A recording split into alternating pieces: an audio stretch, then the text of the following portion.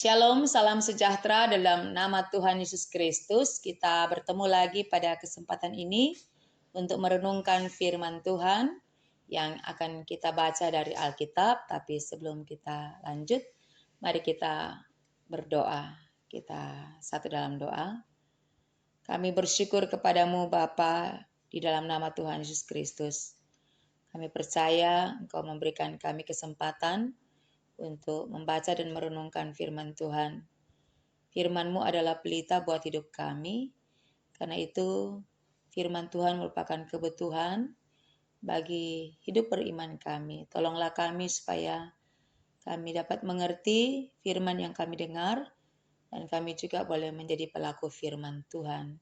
Pakailah hamba-Mu ini dalam memberitakan firman Tuhan sehingga boleh memberkati banyak orang yang mendengar.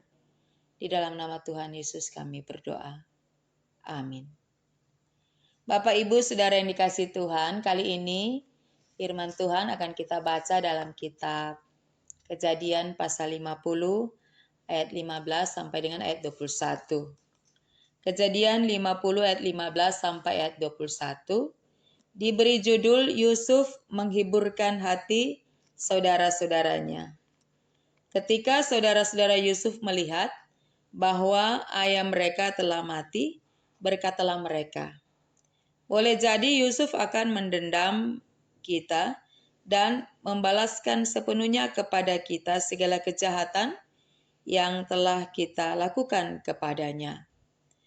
Sebab itu mereka menyuruh menyampaikan pesan ini kepada Yusuf. Sebelum ayahmu mati, ia telah berpesan, beginilah harus kamu katakan kepada Yusuf, ampunilah kiranya kesalahan saudara-saudaramu dan dosa mereka, sebab mereka telah berbuat jahat kepadamu. Maka sekarang ampunilah kiranya kesalahan yang dibuat hamba-hamba Allah ayahmu. Lalu menangislah Yusuf ketika orang berkata demikian kepadanya.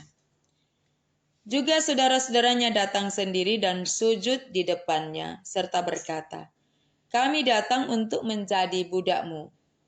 Tetapi Yusuf berkata kepada mereka, janganlah takut, sebab aku inikah pengganti Allah? Memang kamu telah mereka-rekakan yang jahat terhadap aku. Tetapi Allah telah mereka-rekakannya untuk kebaikan, dengan maksud melakukan seperti yang terjadi sekarang ini, yakni memelihara hidup suatu bangsa yang besar. Jadi janganlah takut, aku akan menanggung makanmu dan makan anak-anakmu juga. Demikianlah ia menghiburkan mereka dan menenangkan hati mereka dengan perkataannya. Demikianlah kita telah membaca Alkitab. Bapak, Ibu, Saudara yang dikasihi Tuhan, tema untuk minggu ini adalah Allah mereka-rekakan kebaikan. Tadi kita sudah membaca Alkitab dan kita mendapati bahwa di bagian awal kita sudah bisa memahami bahwa ada kecemasan atau ketakutan yang sangat besar di dalam diri saudara-saudara Yusuf berhubungan dengan kematian ayah mereka, yaitu Yakub. Ternyata kecemasan atau ketakutan yang ada pada mereka yaitu kesalahan mereka sendiri yang membuat mereka jadi takut. Sehingga di dalam pikiran mereka muncul jangan-jangan ketika Yakub telah meninggal atau telah mati, maka Yusuf akan membalaskan dendam atas kejahatan yang pernah mereka lakukan.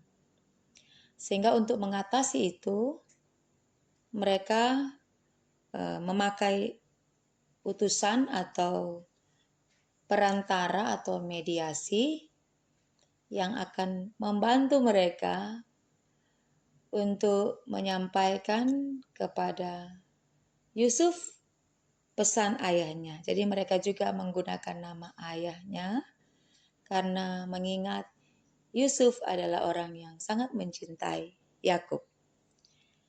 Nah, apa pesan yang disampaikan oleh perantara ini atau utusan ini kepada Yusuf? Yaitu kita bisa membaca dalam ayat 17, meminta kepada Yusuf supaya Yusuf mengampuni mereka dan segera mengampuni kesalahan-kesalahan mereka. Maka ketika sang perantara ini menyampaikan apa yang disuruhkan oleh saudara-saudara Yusuf ini, maka inilah sikap Yusuf menerima pesan itu. Ia menangis, ia bersedih. Nah, dalam keadaan dia menangis itu, datanglah saudara-saudaranya dan berkata, mereka datang dan sujud di depan Yusuf serta berkata, kami datang untuk menjadi budakmu. Jadi mereka mau memberikan diri mereka jadi budaknya Yusuf sebagai penebus atas segala kejahatan yang membuat Yusuf mengalami penderitaan. Tetapi Yusuf berkata, janganlah takut, sebab aku inikah pengganti Allah. Yusuf ketika dia berkata, aku inikah pengganti Allah, ia tidak mau menggantikan posisi Allah sebagai hakim yang menghakimi, sebagai hakim yang memberikan hukuman terhadap dosa manusia. Yusuf telah berada pada posisi ia sudah mengampuni saudara-saudaranya jauh sebelum ayah mereka mati. Ketika Yusuf berkata, janganlah takut, maka pada waktu itu juga Yusuf telah menyelesaikan persoalan daripada saudara-saudaranya. Janganlah takut adalah perkataan yang menguatkan, perkataan Yusuf yang memberi penghiburan, perkataan Yusuf yang menenangkan. Mari kita baca ayat 20. Ini lanjutan dari perkataan Yusuf tentang jangan takut. Memang kamu telah mereka-rekakan yang jahat terhadap aku. Tetapi Allah telah mereka-rekakannya untuk kebaikan. Kata mereka-rekakan artinya memikirkan atau merencanakan. Jadi ketika Yusuf berkata, memang kamu telah mereka-rekakan yang jahat, berarti memang kamu telah memikirkan dan merencanakan yang jahat terhadap aku. Ketika Yusuf berkata, memang kamu telah mereka-rekakan yang jahat terhadap aku. Memang kamu telah memikirkan, merencanakan yang jahat terhadap aku. Yusuf tidak menutupi dan pura-pura tidak tahu tentang kesalahan saudara-saudaranya atau kejahatan saudara-saudaranya. Yusuf tidak menutupi bahwa saudara-saudaranya itu pernah melakukan kejahatan terhadapnya. Tetapi tentang poin kejahatan atau kesalahan yang dilakukan oleh saudara-saudaranya ini bukan merupakan pembahasan yang utama bagi Yusuf ketika saudara-saudaranya meminta pengampunan daripadanya berdasarkan atau atas nama ayahnya. Tapi yang terjadi adalah Yusuf lebih fokus kepada tergenapinya rencana Allah untuk bangsa Israel atau suatu bangsa yang besar. Dia lebih fokus kepada apa yang Tuhan rencanakan itu telah tergenapi daripada dia mengurus kesalahan dari saudara-saudaranya. Itu bukan yang menjadi utama bagi Yusuf. Dia tidak punya waktu untuk membahas atau menceritakan kembali apa yang telah dan pernah dilakukan oleh saudara-saudaranya sebagai sebuah kejahatan terhadap dirinya. Nubuat Tuhan Allah yang disampaikan lewat mimpi kepada Yusuf, yang dahulunya saudara-saudaranya menganggap bahwa Yusuf ini sombong sekali dengan menceritakan mimpinya. Kemudian dari dalam hati saudara-saudaranya muncul iri hati, muncul dendam, muncul rencana untuk melenyapkan Yusuf.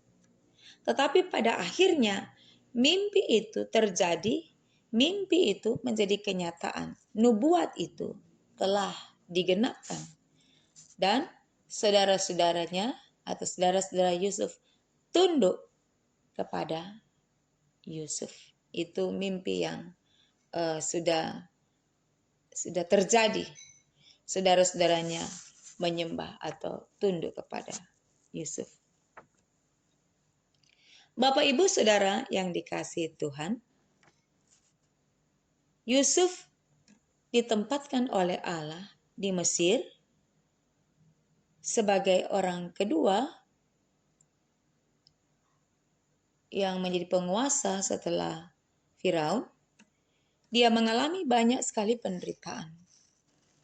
Dan penderitaan itu adalah proses pembentukan Allah kepada Yusuf, sebab ada rencana Allah untuk memelihara hidup umatnya, memelihara keturunan Yakub, keturunan Israel sebagai suatu bangsa yang besar.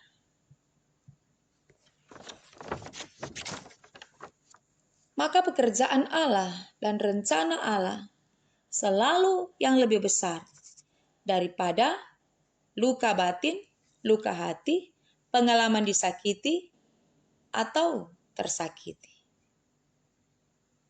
Ada rajutan besar dari Allah untuk umatnya dan memakai Yusuf dan saudara-saudaranya. Kejahatan saudara-saudaranya tidak membuat Yusuf itu kepahitan, tidak membuat Yusuf itu dendam, terluka, sakit hati, menyimpan kebencian yang begitu dalam. Tidak sekalipun. Bahkan Yusuf itu kebaikan hatinya sejak dari awal dia hidup bersama dengan ayahnya di Kanaan itu tidak berubah. Dia tidak berubah jadi orang yang angkuh, yang sombong dengan kesuksesan yang dia miliki.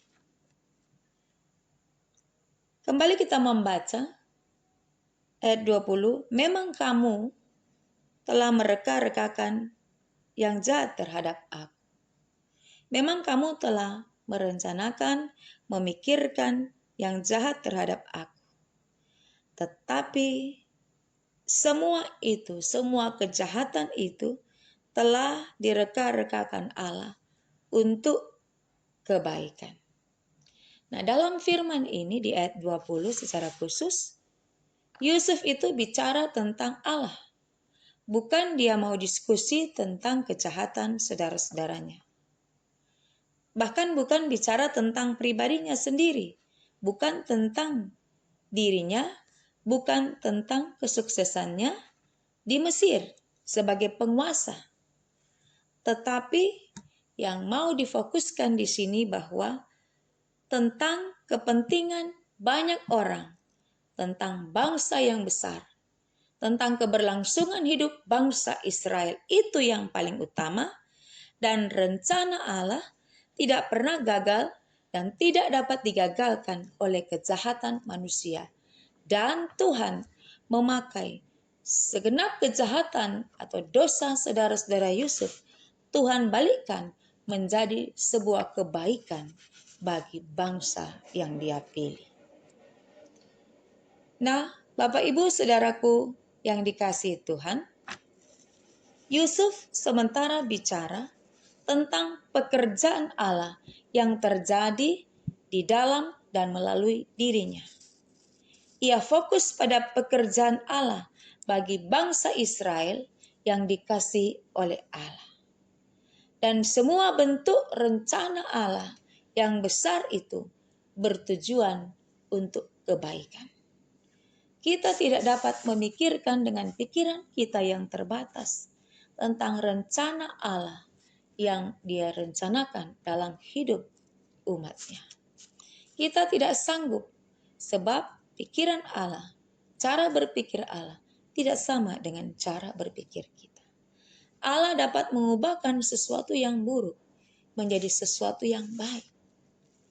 Allah dapat memakai siapa saja yang Dia inginkan untuk bekerja bersama-sama dengannya dalam rencananya yang besar. Maka percayalah bahwa kita dibawa oleh Tuhan melalui firman ini untuk mengerti mengapa kita ada di suatu tempat. Mengapa kita harus bekerja dan pindah ke satu tempat ke tempat yang lain. Karena ada rencana Allah bagi kita. Yang berikutnya yang kita dapat pahami dalam firman Tuhan ini adalah Allah selalu memiliki visi. Visi Tuhan selalu Allah ada di dalam hidup orang yang Dia kasihi. Yang berikutnya adalah Allah selalu mereka-rekakan kebaikan. Allah selalu merencanakan dan melaksanakan kebaikan bagi setiap orang yang mengasihi Dia. Untuk statement ini kita mengingat Roma 8 ayat 28. Allah turut bekerja dalam segala sesuatu untuk mendatangkan kebaikan bagi mereka yang mengasihi Dia. Allah turut bekerja dalam segala situasi, dalam segala keadaan yang buruk sekalipun, Allah dapat bekerja dan mengubahkan itu menjadi kebaikan bagi mereka yang mengasihi Allah. Allah selalu memiliki rencana yang indah dengan caranya bagi umatnya. Di sini pun kita melihat pribadi Yusuf yang sejak ia muda, ia adalah seorang yang mengasihi orang tuanya, seorang yang rajin, dan bahkan ketika itu saudara-saudaranya melakukan yang jahat, ia tidak melakukan hal yang sama. Yusuf tidak membalas kejahatan dengan kejahatan. Dalam posisi ia mendapatkan keberhasilan, ia tidak melupakan saudara-saudaranya. Bahkan yang perlu kita garis bawahi, sekalipun saudara-saudaranya melakukan yang jahat kepadanya, ia tidak melupakan mereka. Bahkan dalam firman ini, ia menjamin keberlangsungan hidup saudara-saudaranya, menjamin keberlangsungan hidup suatu bangsa yang besar. Ia berkata dalam firman ini adalah di ayat 21 sekali lagi, janganlah takut. Kata takut karena saudara-saudaranya berada dalam ketakutan. Janganlah takut. Aku akan menanggung makanmu dan makan anak-anakmu juga. Dan perkataan di ayat 21 ini juga adalah menghibur dan menenangkan hati saudara-saudaranya supaya dari awal, dari ayat 15, ketika mereka takut, cemas, gelisah, maka Yusuf memberi penegasan bahwa ia tetap menjamin keberlangsungan hidup mereka karena ia mengasihi dan takut akan Tuhan, dan ia juga menghormati dan mengasihi ayahnya. Artinya ia tetap mengasihi keluarganya. Walaupun mereka telah melakukan hal yang buruk kepadanya. Penderitaan, kesulitan, masalah yang dihadapi tidak selamanya karena orang itu berdosa atau melakukan kesalahan. Yusuf adalah contohnya. Ia mengalami penderitaan demi penderitaan, ditempa dengan berbagai kesulitan dan masalah. tetapi itulah cara Allah membentuk dia menjadi pribadi yang matang, pribadi yang dewasa, pribadi yang kuat di dalam Tuhan, sehingga dia dapat menerima sesuatu yang besar, yaitu menerima tanggung jawab sebagai penguasa di tanah Mesir. Selalu ada proses Tuhan di balik kesusahan, penderitaan, karena Allah ada rencana di dalamnya. Selanjutnya, Bapak Ibu Saudara yang dikasihi Tuhan, ketika kita mendapatkan kesuksesan dan keberhasilan, janganlah itu membuat kita sampai lupa diri, berubah dari karakter yang baik menjadi karakter yang buruk. Yang berikutnya adalah kita juga harus mengampuni orang yang bersalah kepada kita, dan untuk orang yang bersalah, dia pun harus membereskan kesalahannya dan dosanya dengan Tuhan. Karena apa? Karena hanya Tuhan yang dapat menjadi hakim untuk menghukum setiap orang yang bersalah. Kiranya firman Tuhan ini akan menuntun kita menjadi lebih baik dari hari-hari kemarin, menjadi semakin dekat dengan Tuhan, dan hidup selalu bersandar kepada Tuhan. Iman kita semakin teguh, dan dimanapun kita ada, pergi, dan ditempatkan, dalam kondisi apa saja, kita menjadi berkat dan memuliakan Tuhan Allah kita. Tuhan Yesus memberkati kita semua. Amin. Mari kita berdoa. Bapa, terima kasih banyak. Engkau telah memberi firman-Mu untuk kami. Tolonglah kami supaya firman Tuhan itu menguasai hati, pikiran, perasaan, dan seluruh hidup kami, sehingga apapun yang kami lakukan setiap hari adalah untuk memuliakan Tuhan Allah yang hidup. Terima kasih Bapa, ini doa kami bersyukur dalam nama Tuhan Yesus Kristus. Amin.